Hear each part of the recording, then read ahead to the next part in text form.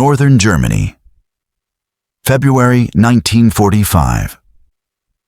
The thermometer clipped to the webbing of Sergeant James Mcnite's pack reads -5 degrees Celsius, a temperature cold enough to freeze exposed skin in minutes.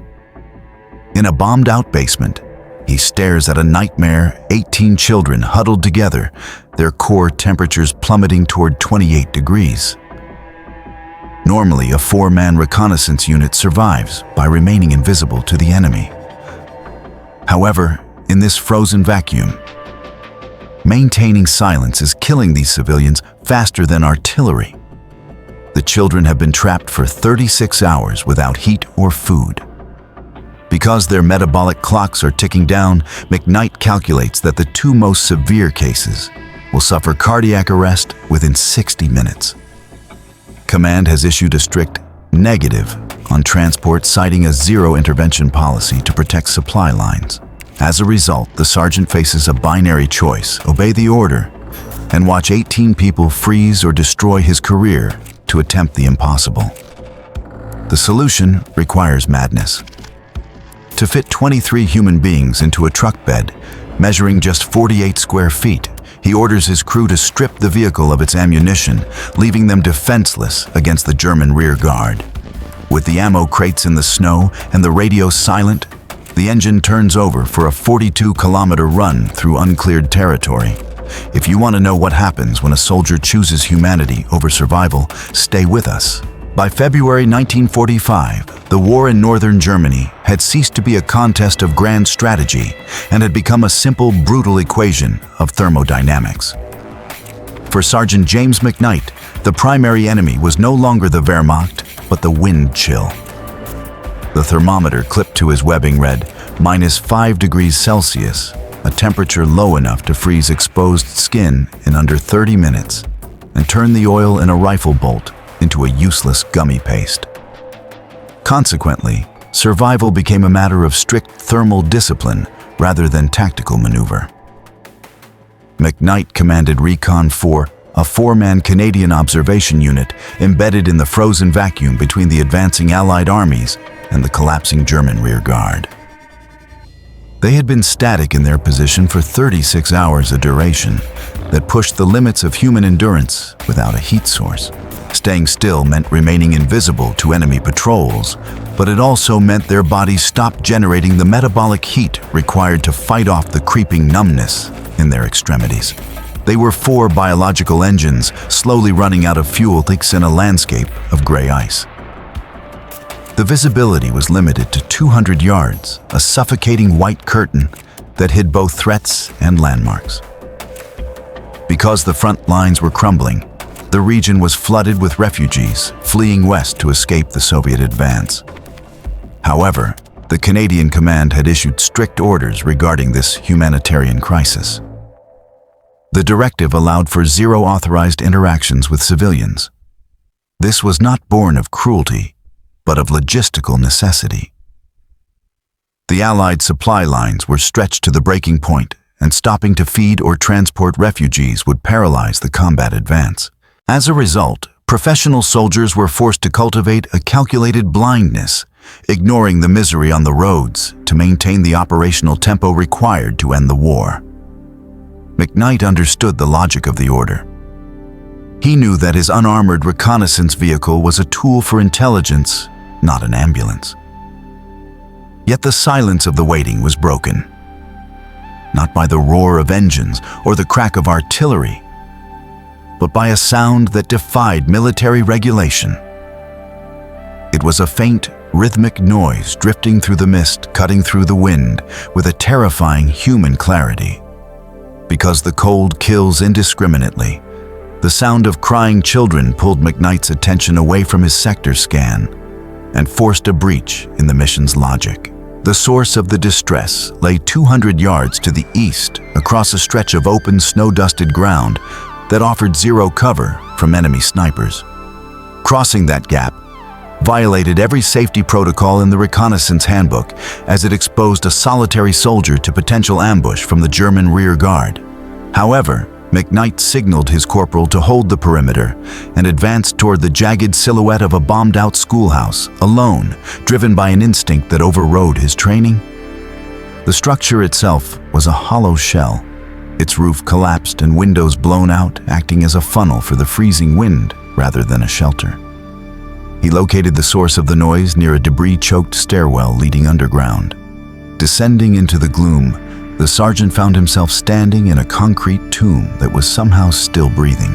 18 children were huddled in the far corner, a chaotic pile of small bodies pressing together in a desperate, instinctual attempt to conserve warmth. They ranged in age from toddlers of 3 to older siblings of 12, but the unrelenting cold had reduced them all to the same state of semi-conscious lethargy. Based on the frost accumulation and their physical deterioration, McKnight calculated they had been trapped in this concrete icebox for at least 36 hours. As a result, the biological damage was already visible and acute. McKnight knelt beside the nearest child, a girl whose skin had turned a waxy gray rather than pale white. Her lips were blue, a telltale marker of stage 2 hypothermia, indicating that her core body temperature had dropped dangerously below 35 degrees. The inventory of the basement revealed a 100% lack of supplies, which meant there were no blankets to trap body heat and no caloric intake to fuel metabolic warming. The older children stared at the Canadian soldier with dull, uncomprehending eyes, too exhausted to register fear or hope. They had passed the point of shivering, a physiological signal that their bodies had stopped fighting the cold and were beginning to shut down organ function to preserve the brain. This was no longer a tactical environment. It was a mass casualty site. Because the children were mere minutes from irreversible organ failure, the crew had to immediately choose between professional obedience and a forbidden rescue that could end their careers. McKnight emerged from the stairwell and laid out the situation with cold precision. The tactical math was terrifyingly simple. They were a 5-man crew facing 18 critical casualties, creating a carrier-to-passenger ratio of nearly 1:4. In a standard operation, evacuating this number of people would require a dedicated ambulance section, but they had only a single unarmored truck and their own backs to solve the problem. He informed the team that the 2 coldest children had entered the lethal phase of exposure. Without immediate external heat, those severe hypothermia cases would likely suffer cardiac arrest within 60 minutes. This timeline erased the option of radioing for help and waiting for a specialized unit that might be hours away. Corporal Davies hesitated for a split second, his training screaming that this could be a trap. German rearguards were notorious for using bait to lure Allied patrols into kill zones, and abandoning the observation post was a court-martial offense. However, McKnight looked each man in the eye and offered them a choice to stay behind. The response was immediate silence, followed by movement. The unit achieved 100% buy-in, effectively rewiring their mission parameters from surveillance to rescue in under 10 seconds. They initiated the extraction immediately. The crew formed a human chain on the broken stairs, passing the lighter children up, bucket brigade style, to maximize speed. McKnight took the heaviest burdens himself, carrying the unconscious victims with a terrifying gentleness. Handling a body in that state of freezing required extreme care, because rough movement or sudden jarring could trigger fatal heart arrhythmias in the deep freeze of metabolic shutdown. As they assembled the survivors beside the vehicle, the geometry of the problem became the new enemy. Their vehicle was a standard reconnaissance truck rated for an official capacity of 8 to 10 soldiers. The open bed provided exactly 48 square feet of floor space. They needed to fit 23 human beings into a metal box, scarcely larger than a sheet of plywood. Because the truck was currently packed with ammunition, fuel, and supplies, the vehicle physically cannot hold 23 people and a combat load, forcing a ruthless logistical trade. McKnight stared at the truck bed, which measured exactly 6 feet by 8 feet. To fit 23 human beings into that 48 square foot footprint required a density of roughly 2 square feet per person. This was physically impossible with the vehicle in its current combat configuration, as the floor was cluttered with the logistical weight of a long-range patrol. Consequently, the sergeant ordered the truck stripped to the metal. The crew worked with frantic efficiency, hurling crates of .303 ammunition, spare fuel jerry cans, and weeks of rations into the snowbank. They retained 0 spare ammo, a decision that left them defenseless in a sustained firefight, but bought the critical cubic inches needed for the passengers. Because every inch of steel floor was now a lifeline, the heavy tools and camouflage nets followed the munitions into the ditch. Once the deck was clear, the loading began. They did not use the metal benches running along the sides for seating, as that would waste the center space. Instead, the crew used the benches as containment barriers to prevent the children from falling out, packing the floor solid.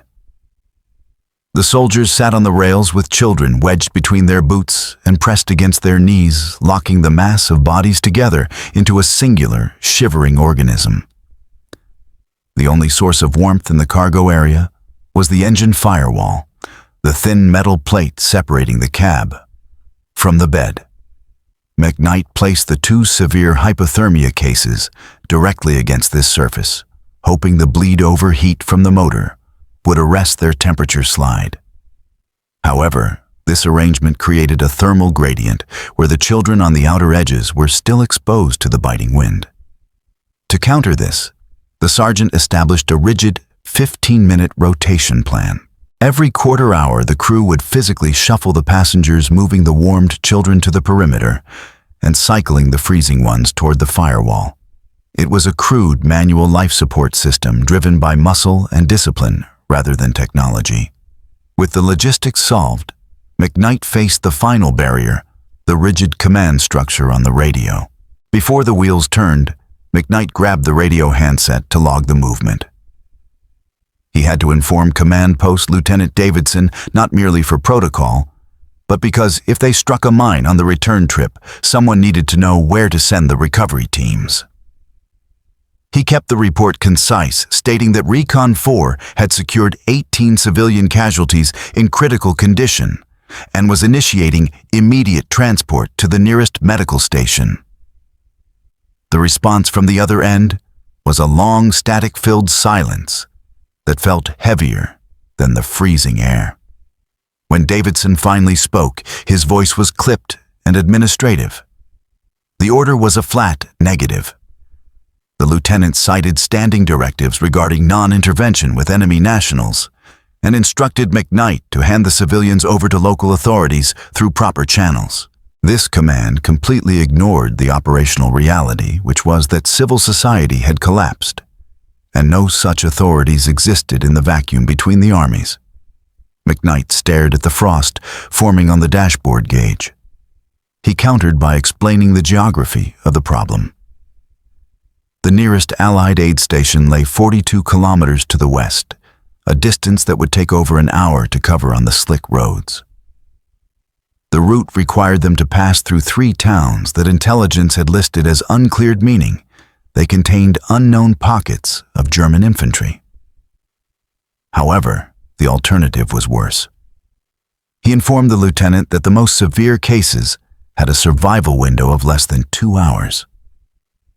As a result, waiting for a dedicated transport column or a change in policy would guarantee that the children would be dead before the paperwork was even filed. Davidson repeated the order to hold position, prioritizing the unit's safety over the humanitarian crisis. McKnight cut him off with a calm, terrifying finality. He delivered a statement that he knew would likely end his military career. He told the officer that he was not abandoning the post, but rather requesting permission to complete a humanitarian evacuation. He added that if the permission was denied, he was doing it anyway. The radio went dead again. For several seconds, the only sound was the wind buffeting the canvas. Inside the command post, Davidson was likely weighing the risk of a court-martial against the certainty of a massacre by neglect. Finally, the radio crackled back to life. Davidson's voice was different now, stripped of the official posturing. He granted the permission to evacuate, but warned that he could provide no support if they encountered resistance. Therefore, they launched into a hostile zone with no backup, no ammunition reserve, and a cargo that was actively dying. The journey to the medical station evolved into a 4-hour siege against the elements. The unarmored truck crawled over ice-slicked roads, its suspension groaning under the unauthorized weight of 23 people. Because the ambient temperature remained lethal, the crew had to treat heat as a finite commodity to be actively managed rather than passively enjoyed.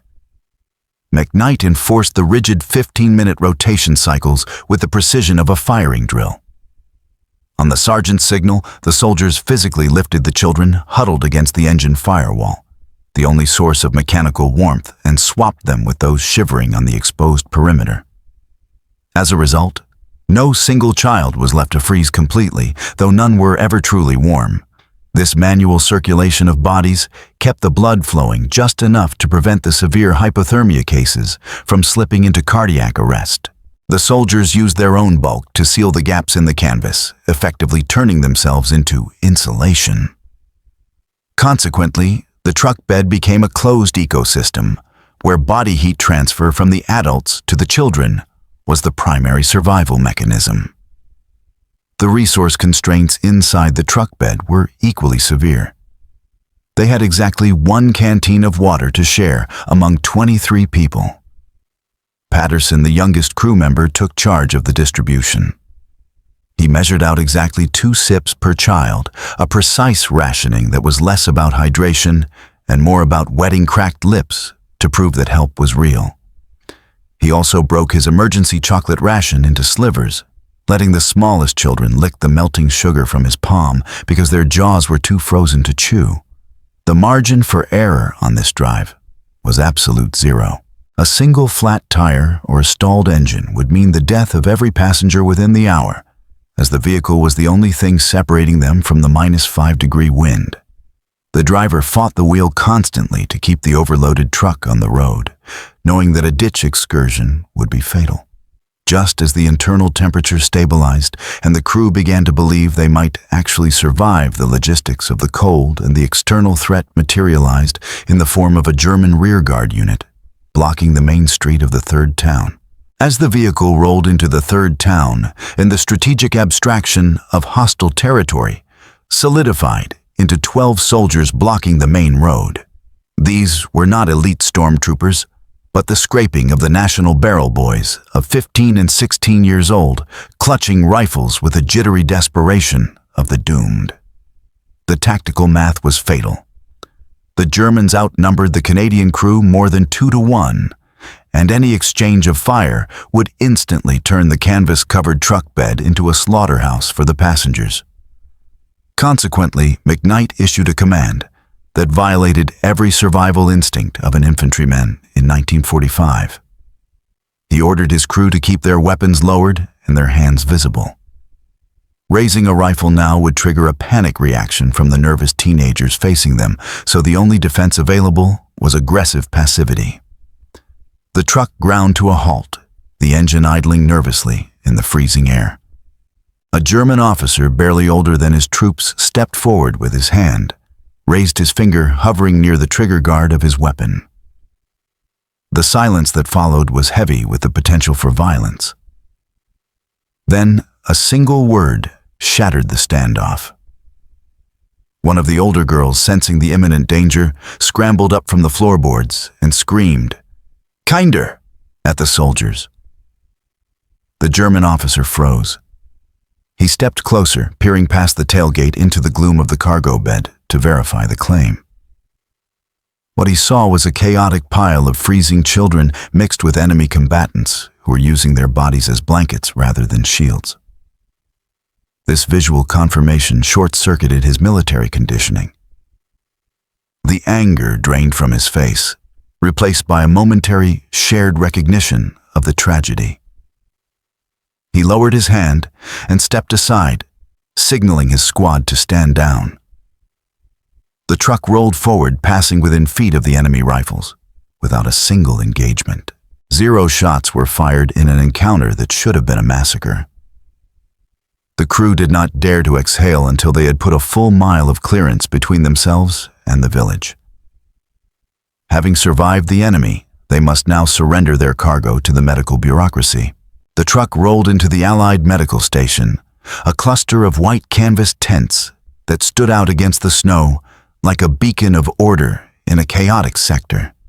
As the vehicle stopped, the silence of the journey was instantly replaced by the controlled chaos of triage.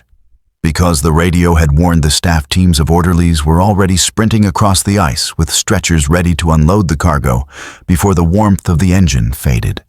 McKnight stood by the tailgate, his body shaking from a combination of adrenaline dump and delayed cold shock, watching the professionals take ownership of the children he had stolen from the grave.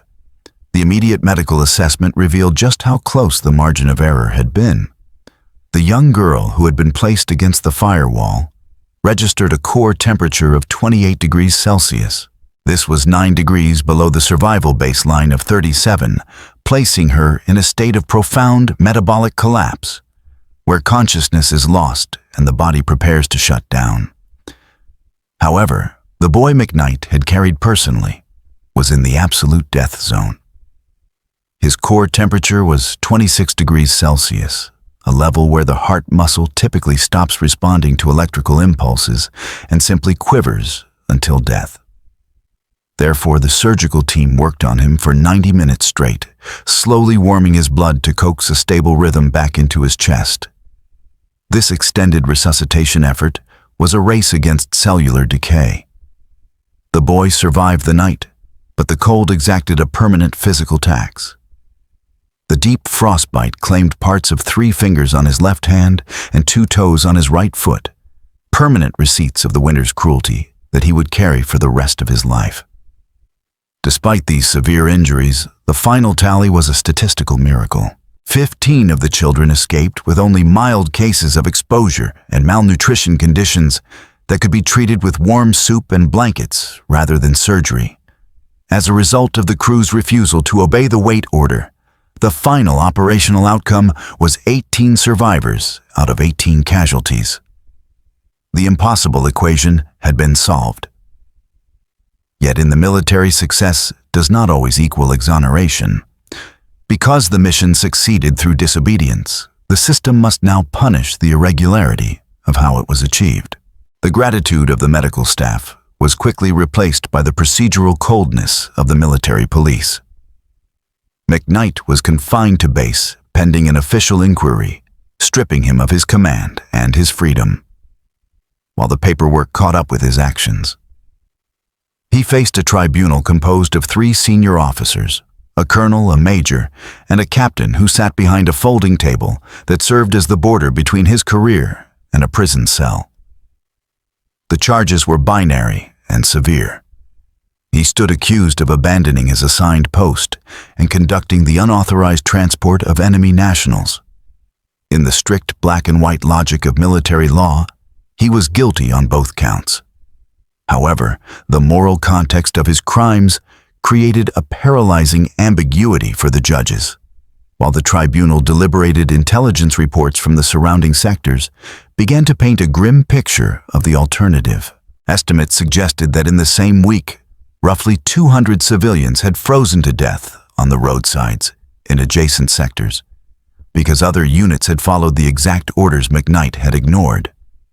Therefore, the inquiry became a trial not just of one sergeant's insubordination, but of the system's failure to adapt to a humanitarian collapse. During the interrogation, the major pressed hard on the issue of risk, asking if McKnight had recklessly endangered his crew by driving into uncleared territory. The sergeant offered no complex legal defense. He simply stated that his men had volunteered a fact that technically held no weight in a hierarchy, where subordinates are not supposed to vote on their orders. He refused to spin the narrative or apologize, telling the officers that faced with the same math, he would make the same choice again. This defiance left the command structure in a bind. Punishing a soldier for saving freezing children would be a public relations disaster, yet commending him would encourage others to ignore directives. Consequently, the bureaucracy chose the path of least resistance. McKnight sat in administrative limbo for 3 weeks, waiting for a verdict that never truly came. The inquiry closed with a compromise of silence, 0 punishment, but also 0 reward. The charges were quietly dropped, and the event was scrubbed from the official war diary. As a result, McKnight returned to the farm, with silence burying the event as just another day in the war until the past reached out. The war in Europe officially concluded in May 1945, dissolving the lethal chaos of the front lines into the static bureaucracy of occupation zones. By July, Sergeant James Mcnite had traded his combat fatigues for denim work clothes, returning to the vast flat wheat fields of Manitoba. After 5 years of navigating the violent geometry of artillery and armor, the silence of the Canadian prairie felt alien and deafening. He spoke little of his service to his family, offering them only the sanitized standard anecdotes that fit comfortably into civilian conversation. Consequently, the story of the 18 children remained unspoken, buried not out of shame, but because the memory was too heavy and complex to translate into a world at peace. It was an operational anomaly that did not fit the public narrative of clear victories and shiny medals. However, the memory refused to decompose along with the rest of the war. At night, the image of those 18 pairs of eyes staring up from the concrete darkness would return a haunting reminder of the thin margin between survival and extinction. For 15 years spanning from 1945 to 1960, McKnight lived with the absolute uncertainty of their fate. He did not know if the boy with the frozen feet had ever walked again, or if the girl with the blue lips had survived the difficult years of reconstruction. The event became a ghost story of one, a private burden carried silently through the seasons of planting and harvest. Then in the spring of 1960, the dormancy was broken by a single piece of paper. A letter arrived in his rural mailbox bearing foreign stamps and a return address from Germany. The handwriting on the envelope was careful and precise. McKnight's hands, now roughened by a decade and a half of farming, shook as he tore open the seal. Inside, he found a photograph and a message signed by 5 distinct names. These were not random strangers, but the adult signatures of the children he had pulled from the ice. The document was physical proof of life, a tangible confirmation that his disobedience had echoed forward in time to create a future. As a result, the timeline of the hidden war reconnected, dragging the secret from the basement into the light. The arrival of the letter triggers the final act in the transformation of a secret rescue into a public legacy. The silence that had surrounded the event for 15 years was finally broken on a bright afternoon in October 1960. 5 automobiles navigated the dirt lane leading to the McKnight farm in Manitoba, carrying 5 adults who had once been freezing children in a German basement. The reunion was awkward at first, as the barrier of language and time still stood between the former sergeant and his guests. However, the shared memory of the cold served as a universal bridge. Among the visitors was the boy, now a man in his late 20s, who had lost parts of his toes to frostbite. He introduced himself not as a victim of the war, but as a school teacher. Because McKnight had made the decision to strip the truck of ammunition, this man had lived to educate a new generation of German students, proving that the rescue had created a generational ripple effect far beyond the original 18 lives. The most profound validation came from the young woman who had arrived at the medical station with a core temperature of 28 degrees. She approached the former sergeant and held out her hands, displaying 10 intact fingers. The doctors in 1945 had predicted amputation, but the rapid rewarming provided by the crew's body rotation system had saved her extremities. As a result, the medical miracle McKnight had prayed for in the darkness was now standing before him. living a life that was functionally whole rather than physically broken. Before departing, the group presented Mcnite with a heavy wooden plaque. Carved into the grain were 18 names, a permanent accounting of the souls who had ridden in the back of Recon 4. This object transformed the abstract mission success into a concrete list of human beings. The publicity surrounding this reunion forced a reevaluation within the military establishment. Historians began to look closer at the chaotic final months of the war and discovered a hidden pattern. They documented over 40 similar cases where Allied soldiers had broken protocol to save enemy civilians, revealing that Mcnite's choice was not an isolated anomaly, but part of a wider, unacknowledged phenomenon of humanitarian improvisation. Consequently, the Canadian military could no longer ignore the event. In 1963, 18 years after the fact, they issued a formal commendation to James Mcnite. It was a delayed administrative footnote to a moral victory, acknowledging that sometimes the rules must break for humanity to survive. Because the story broke, it moved from family lore to military doctrine. By 1968, the accumulation of accounts like Mcnite's forced a critical reassessment of international humanitarian law during the updates to the Geneva Conventions. Legal scholars and military ethicists use these case studies to argue that the rigid binaries of 1945 were insufficient to handle the messy reality of human survival in a collapsing state. The resulting frameworks were expanded to explicitly clarify the moral obligations of soldiers toward non-combatants in distress, even those technically classified as enemy nationals. This shift occurred because the silent decisions of sergeants on the ground had proven more durable than the official policies of the High Command. Consequently, the legacy of a single unauthorized truck ride in northern Germany became codified into the global rulebook of war, ensuring that future soldiers would have legal cover to do what Mcnite had done at the risk of his career. Military training doctrine also began to absorb the lesson, moving away from the model of the soldier as a thoughtless automaton. Modern officer courses started using the Mcnite case study to teach the concept of disciplined initiative, emphasizing that adherence to orders must always be weighed against the ethical imperative of the immediate situation. The instruction taught cadets that the capacity to choose is the final weapon of a professional soldier. It emphasized that while logistics win campaigns, humanity defines the victory.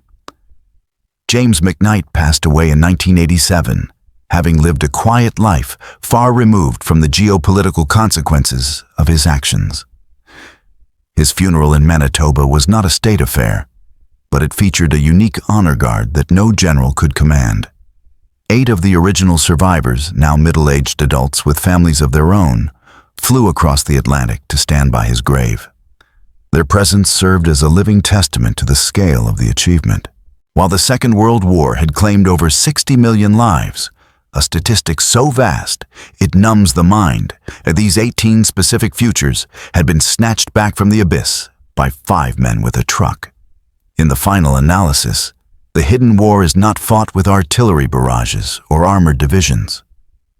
It is fought in the quiet, freezing moments between orders where individuals must decide whether to be efficient administrators of death or stubborn guardians of life. Mcnite and his crew proved that even when the entire machinery of conflict is geared toward destruction, a handful of people can reverse the gears. As a result, the 18 names carved on that wooden plaque remain the most enduring victory of their service, outlasting the maps, the medals, and the empire they fought to defeat.